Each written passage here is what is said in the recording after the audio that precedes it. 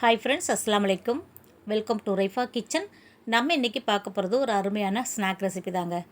மைசூர் போண்டா தான் நம்ம இன்றைக்கி செய்ய போகிறோம். இது நல்லா வெளியிலலாம் மொறு மொறுன்னு, உள்ளுக்குள்ளே நல்லா சாஃப்டாக இது போல் கூடு மாதிரி சூப்பராக இருக்குங்க.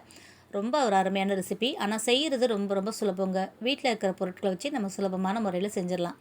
இது குட்டீஸ்லேருந்து பெரியவங்க வரைக்குமே விரும்பி சாப்பிடுவாங்க. உண்மையிலே நம்ம எதிர்பார்த்ததை விட டேஸ்ட் வந்து ரொம்ப சூப்பராக வந்திருந்தது. இது கூட தொட்டு சாப்பிட்றதுக்கு நீங்கள் வேர்க்கடலை சட்னி, பொட்டுக்கடலை சட்னி, சாம்பார் இது போல் எது வச்சு சாப்பிட்டிங்கனாலுமே சூப்பராக இருக்குங்க. நான் வந்து இன்றைக்கி இதுக்கு வேர்க்கடலை சட்னி தான் செஞ்சுருக்கேன். தொட்டு சாப்பிட்றதுக்கு அவ்வளோ அருமையாக இருந்துச்சு. வாங்க இந்த மைசூர் போண்டாவை எப்படி செய்கிறது நம்ம பார்த்துடலாமா? வீடியோவை ஸ்கிப் பண்ணாமல் பாருங்கள். அப்படியே நம்ம சேனலுக்கு இப்போ தான் ஃபஸ்ட் டைமாக வந்திருக்கிறீங்கன்னா நம்ம சேனலையும் சப்ஸ்கிரைப் பண்ணிவிட்டு வந்துடுங்க. வாங்க இப்போ வீடியோக்குள்ளே போகலாம். இதுக்கு மெயினான பொருளே பார்த்திங்கன்னா தயிர் தான். நம்ம வந்து தயிர் 1 கப்பு அளவுக்கு எடுத்துக்கலாம். நான் வந்து ரொம்ப கெட்டியான தயிராக 1 கப்பு எடுத்திருக்கேன். அதனால் ஒரு 1/4 கப்பு அளவுக்கு மட்டும் தண்ணி சேர்த்துக்கோங்க. சேர்த்துட்டு இது நல்லா கலந்து விட்டுடலாம். கட்டி இல்லாமல் தயிரை ஒன்று போல் கரைச்சி எடுத்துக்கோங்க. இப்போ இது கூட ஒரு சின்ன துண்டு இஞ்சியை நல்லா பொடிசாக நறுக்கிக்கோங்க. நம்ம எடுத்து வைக்காமல் அப்படியே தான் சாப்பிட போகிறோம். இது கூட ஒரு பச்சை மிளகாவும் நல்லா பொடிசாக நறுக்கிட்டு அதையும் சேர்த்துருங்க. ஒரு 1/2 டீஸ்பூன் அளவுக்கு ஜீரகம் சேர்த்துக்கோங்க. ஒரு கொத்து கருவேப்பிலையை பிச்சுட்டு சேர்த்துக்கோங்க. இது ஆப்ஷனல் தான், விருப்பம்னா சேர்த்துக்கோங்க, இல்லைனா ஸ்கிப் பண்ணிக்கோங்க. இது கூட ஒரு 1/4 டீஸ்பூன் அளவுக்கு சோடா உப்பு கட்டாயமாக சேர்த்துக்கோங்க. சேர்த்துட்டு இதை நல்லா ஒரு விஸ்கு வச்சு நல்லா கலந்து விட்டுருங்க. நல்லா கலந்து 10 நிமிஷம் வச்சதுக்கப்புறம் நம்ம இதில் மாவு சேர்த்துக்கலாம். நான் வந்து இன்றைக்கி 1/4 கிலோ அளவுக்கு மைதா மாவு ஜலிச்சுட்டு எடுத்திருக்கேன். இப்போ இந்த மாவுக்கு தேவையான அளவுக்கு உப்பு சேர்த்துட்டு இப்போ நம்ம இதை கை போட்டு நல்லா அடித்து பிசையணுங்க. அப்போ தான் இந்த மாவு வந்து நல்லா பந்து போல் உருண்டு வரணும். அதனால் நல்லா கை போட்டு நல்லா பிசைஞ்சு அடித்து விட்டு நல்லா பிசைஞ்சுக்கோங்க. பொதுவாகவே நம்ம வந்து மைதாவில் வந்து பரோட்டாவுக்கு, சப்பாத்திக்கு எதுக்கு மாவு பிணைஞ்சாலுமே நல்லா அடித்து விட்டு தான் பிணையணும். அப்போ தான் மைதா வந்து நல்லா சாஃப்ட்னஸ் கொடுக்கும், பஞ்சு போல் இருக்கும். அதனால் நம்ம நல்லா இதை வந்து கையில் வந்து இது போல் நல்லா கலந்து விட்டு ஒரு இட்லி மாவோட ஒரு கெட்டியான பதத்துக்கு வரணும். அந்தளவுக்கு இது பிசைஞ்சுக்கோங்க. முதல்ல தண்ணி சேர்க்க பயமாக இருந்தால் நீங்கள் வெறும் தயிர் மட்டும் சேர்த்துட்டு கலந்துக்கோங்க. உங்களுக்கு ரொம்ப திக்காக இருந்த பட்சத்தில் வேணால் நீங்கள் தண்ணி சேர்த்துக்கலாம். எனக்கு வந்து நான் சேர்த்த தயிரும் தண்ணியும் கரெக்டான அளவில் இருக்குது. இப்போ இதை நல்லா அடித்து பிணைஞ்சிட்டு இது ஒரு 1/4 மணி நேரத்துக்கு விட்டுருங்க. அதுக்கப்புறம் மறுபடியும் எடுத்து நம்ம அடித்து பிணையணும். அப்போ தான் வந்து நல்லா ப்ளஃபியாக வரும். அதனால் இப்போ நல்லா வலிச்சு விட்டுட்டு ஒரு 1/4 மணி நேரத்துக்கு இதை மூடி போட்டு வச்சிடலாம். அதுக்கப்புறம் மறுபடியும் எடுத்து உங்களுக்கு நான் பிணைஞ்சு காமிக்கிறேன். இப்போ மூடி போட்டு வச்சிடலாம். இப்போ ஒரு 1/4 மணி நேரம் ஆயிடுச்சு. மாவை மறுபடியும் எடுத்துகிட்டு நல்லா கலந்து விட்டுக்கிறலாம். நல்லா அடித்து கலந்து விட்டு வைக்கும்போது தான் நமக்கு வந்து போண்டா வந்து நல்லா சாஃப்டாக இருக்கும். இந்த மாதிரி அடித்து பிணையும் போது தான் நல்லா சாஃப்டாக இருக்கும். இது ஊறி வர்றதுக்குள்ளே நம்ம வந்து இதுக்கு ஒரு சட்னி ரெடி பண்ணிடலாம். நான் வந்து இன்றைக்கி வேர்க்கடலை சட்னி தான் செய்ய போகிறேன். அதுக்கு ஒரு 1/4 மூடி தேங்காய் எடுத்து மிக்சியில் சேர்த்துக்கோங்க. வறுத்த வேர்க்கடலை இருக்குது, அதை தோலை எடுத்துகிட்டு அதையும் இது கூட சேர்த்துடலாம். இது கூட பூண்டு பல் 2 பல் சேர்த்துக்கோங்க. காரத்துக்கு தேவையான அளவுக்கு பச்சை மிளகாய் சேர்த்துக்கோங்க. சட்னிக்கு தேவையான அளவுக்கு உப்பு சேர்த்துட்டு இதை நல்லா அரைச்சிட்டு வந்துடலாம். இப்போ அரைச்சிட்டு ஒரு கிண்ணத்தில் சேர்த்தாச்சு. இதுக்கு தாளிப்புமே ரெடி பண்ணி கொட்டியாச்சு.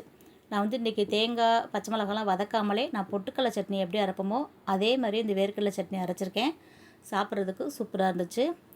இப்போ சட்னி ரெடி ஆகிடுச்சு. நம்ம வந்து போண்டா சுட்டு எடுத்துடலாம். இப்போது போண்டா பொரிக்கிறதுக்கு கடாயில் எண்ணெயை சூடு பண்ணியாச்சுங்க. அந்த சூடான எண்ணெயிலேருந்தே ஒரு 1/2 கரண்டி அளவுக்கு எடுத்து இந்த மாவில் சேர்த்துக்கோங்க. சேர்த்துட்டு மறுபடியும் கலந்து விட்டுக்கோங்க. இந்த மாதிரி நம்ம எண்ணெய் சேர்த்து நல்லா கலக்கும்போது இன்னும் கொஞ்சம் நமக்கு நல்லா ப்ளஃபியாக கிடைக்கும்.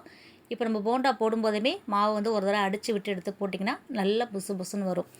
அதே மாதிரி எண்ணெய் சூடாக இருக்கும்போது ரொம்ப சூடாக இருக்கும்போதே நம்ம போட்டோன்னா மாவு வந்து வால் பிடிச்ச மாதிரி நீளமாக வருது. நான் ஒரு நடை போட்டு பார்த்தேன். அதனால் நல்லா எண்ணெய் சூடானதுக்கப்புறம் மிதமான தீக்கு மாற்றிக்கோங்க. மாற்றிட்டு நீங்கள் இதை எடுத்து போட்டிங்கன்னா நல்லா பாலாக உருண்டையாக சூப்பராக வருங்க. இது போல் மெதுவாக எடுத்து கிள்ளி போட்டுக்கோங்க. நம்ம வேகமாக போடும்போது அது வந்து வால் பிடிக்கிற மாதிரி வருது. அதனால் கொஞ்சம் கொஞ்சமாக மாவு எடுத்துகிட்டு இது போல் போட்டுக்கோங்க. ஒரே மாதிரி பால்ஸாக நமக்கு சூப்பராக வந்துடுங்க. நம்ம கலந்து விட தேவையே இல்லை. அதுவே நல்லா மேலே உப்பி புசு புசுன்னு சூப்பராக வந்துடுதுங்க. எண்ணெயில் உங்களுக்கு எந்த அளவுக்கு பிடிக்குமோ அந்த அளவுக்கு நீங்கள் உருண்டைகளை போண்டா சுட்டு எடுத்து போட்டுக்கோங்க.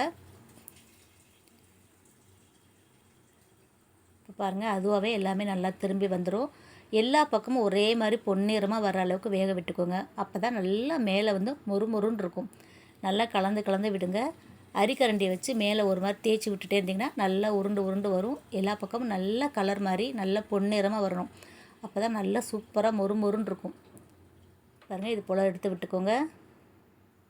நம்ம சோடா உப்பு சேர்த்துருக்கோமே எண்ணெய் குடிக்குமா, போண்டாவில் வெறும் எண்ணெயாக இருக்குமான்னு கேட்டிங்கன்னா கண்டிப்பாக இருக்காதுங்க. ஏன்னா அந்த சோடா உப்பு வந்து நம்ம அடித்து பிணைஞ்சிருக்கோம் இல்லையா, அதுலேயே மைதா மாவு தயிர் எல்லாமே அதை எடுத்துக்குது. அதனால் எண்ணெயே குடிக்கலை. ரொம்ப சூப்பராக வந்துருந்துச்சு. இது போல் நல்லா கலந்து விட்டிங்கன்னா எல்லா பக்கமும் ஒரே மாதிரி பொன்னிறமாக வந்துடும். இப்போ நமக்கு நல்லா பொரிஞ்சு வந்துருச்சு பாருங்கள். இதை நல்லா நம்ம எண்ணெயை வடிச்சிட்டு எடுத்து வச்சுக்கலாம். இப்போது மீதம் இருக்கிற மாவுலேயும் நம்ம இதே மாதிரி எல்லா போண்டாவும் சுட்டு எடுத்துக்கலாம். நீங்கள் அடுப்பு வந்து மிதமான தீயிலே வச்சுக்கோங்க. அப்போ தான் கடைசி வரைக்கும் போண்டா வந்து ஒரே கலரில் ஒரே ஷேப்பில் வரும். அதனால் எண்ணெய் சூடானதுக்கப்புறம் அடுப்பை வந்து மிதமான தீயிலே வச்சுக்கோங்க. அப்போ தான் ஒரே லெவலுக்கு நம்ம சுட்டு எடுக்க முடியும். இப்போ இதே மாதிரி நம்ம எல்லா போண்டாவும் சுட்டு எடுத்துடலாம். நம்ம சேனலில் இதே மாதிரி நிறைய போண்டா ரெசிபி, வடை ரெசிபி, பஜ்ஜி ரெசிபி இது எல்லாமே நான் அப்லோட் பண்ணியிருக்கேங்க. வாழைக்காய் பஜ்ஜி, வாழைப்பூ வடை, டீ கடை போண்டா, கார போண்டா இப்படி நிறைய ரெசிபி நம்ம சேனலில் இருக்குது. நான் வந்து ப்ளேலிஸ்ட்டு கொடுத்துருக்கேன். போண்டா, பஜ்ஜி, வடைன்னு ப்ளேலிஸ்ட்டு கொடுத்துருக்கேன். தேவைப்படுறவங்க செக் பண்ணி பாருங்கள். இப்போ எல்லா போண்டாவும் சுட்டு எடுத்தாச்சுங்க. சட்னி கூட வச்சு சாப்பிட்றதுக்கு ரொம்ப ரொம்ப அருமையாக இருந்துச்சு. உங்களுக்கு எந்த சட்னி பிடிக்குமோ நீங்கள் செஞ்சுக்கிறலாம். நான் வந்து வீட்டில் சாம்பார் வச்சுருந்தேங்க. சாம்பார் கூடவே தொட்டு சாப்பிட்றதுக்கு ரொம்ப ரொம்ப அருமையாக இருந்தது. மைதா மாவில் செஞ்சுருக்குமே ஆறி போனால் ரப்பர் மாதிரி ஆயிருமான்னு கேட்டிங்கன்னா கண்டிப்பாக ஆகாதுங்க. அதுக்கு தான் நம்ம தயிர், சோடாப்பெல்லாம் சேர்த்துருக்கறனால அதே மாதிரி சாஃப்டாகவே இருக்குது. ஆனால் சூடாக நம்ம பிச்சு பார்க்கும்போது மொறுன்னு அந்த சவுண்டு வந்து செம சூப்பராக இருக்குங்க. முடிஞ்சளவுக்கு சூடாகவே சாப்பிட்டு பாருங்கள். எத்தனை போண்டா உள்ளே போகுதுன்னே தெரியாதுங்க. அந்த அளவுக்கு அருமையாக இருந்துச்சு. அந்த போண்டா உடைக்கும் போது இருந்த சவுண்டை காமிக்கணும்னு எனக்கு ஆசை தான். அந்த நேரம் டிவி ஓடிக்கிட்டு இருந்தனால அந்த சவுண்டை வந்து எடுத்து கொடுக்க முடியலை. ஏன்னா பாட்டு ஓடிக்கிட்டு இருந்துச்சு. இப்போ அமுக்கும் போதே உங்களுக்கு தெரியும் பாருங்கள் எந்த அளவுக்கு எப்படி மொறுன்னு உள்ள அமுகுது பார்த்தீங்களா. உள்ளுக்குள்ளே பாருங்கள் எப்படி இருக்குன்னு. உண்மையிலே ஒரு சூப்பரான ரெசிபி. இது வரைக்கும் நீங்கள் செஞ்சதே இல்லைன்னா மிஸ் பண்ணாமல் கட்டாயமாக ஒரு தடவை செஞ்சு பாருங்கள். அவ்வளோதாங்க. குட்டீஸ்லேருந்து பெரியவங்க வரைக்கும் விரும்பி சாப்பிடக்கூடிய மைசூர் போண்டா. ஒரு கப்பு மைதா மாவு வச்சே வீட்டிலேயே நம்ம சுலபமாக செஞ்சுட்டோம். இந்த மழை நேரத்தில், லீவ் நேரத்துலலாம் ஸ்நாக்ஸுக்கு சாப்பிட்றதுக்கு ரொம்ப அருமையாக இருக்கும். கண்டிப்பாக உங்களுக்கு பிடிச்சிருக்குன்னு நினைக்கிறேன். பிடிச்சிருந்தா நீங்களும் இதே மாதிரி செஞ்சு பாருங்கள். செஞ்சு பார்த்துட்டு எப்படி இருக்குன்னு சொல்லுங்கள்.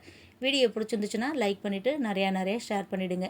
நீங்கள் லைக் பண்ணி கமெண்ட் பண்ணுற மாதிரி இப்போ கமெண்ட் பாக்ஸில் ஹைப்புன்னு ஒரு ஆப்ஷன் கொடுத்துருக்காங்க. வீடியோ பிடிச்சிருந்துச்சுன்னா வீடியோக்கான ஹைப்பே மறக்காமல் கொடுத்துருங்க. சேனலை சப்ஸ்கிரைப் பண்ணாமல் பார்த்துக்கிட்டு இருந்தீங்கன்னா அப்படியே சப்ஸ்கிரைப் பண்ணிவிடுங்க. இன்ஷா அல்லாஹ் இன்னொரு வீடியோவில் பார்க்கலாம். Bye friends. அஸ்ஸலாமு அலைக்கும்.